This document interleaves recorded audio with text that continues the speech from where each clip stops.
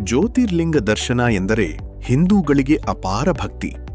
ಹಿಮಾಲಯದ ಕೇದಾರ್ನಾಥ ಸೇರಿದಂತೆ ಚಾರ್ಧಾಮ್ ಯಾತ್ರೆಗೆ ಈಗಾಗಲೇ ಸಮಯ ನಿಗದಿಯಾಗಿದೆ. ಬುಕ್ಕಿಂಗ್ ಕೂಡ ಶುರುವಾಗಿದೆ.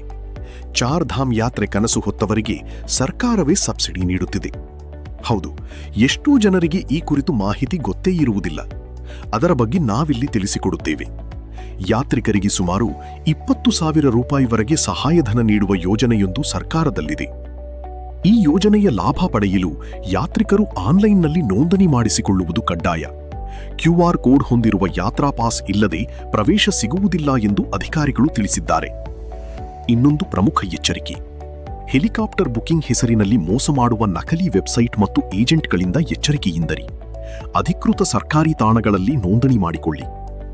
ಹಿಮಾಲಯದ ಮಡಿಲಿನಲ್ಲಿ ನೆಲೆಸಿರುವ ಕೇದಾರ್ನಾಥ ದರ್ಶನಕ್ಕಾಗಿ ಲಕ್ಷಾಂತರ ಭಕ್ತರು ಪ್ರತಿ ವರ್ಷ ಭೇಟಿ ನೀಡುತ್ತಾರೆ. ಇದೀಗ ಸಬ್ಸಿಡಿ ಘೋಷಣೆಯಿಂದ ಭಕ್ತರಲ್ಲಿ ಮತ್ತಷ್ಟು ಸಂತಸ ಮನೆ ಮಾಡಿದೆ.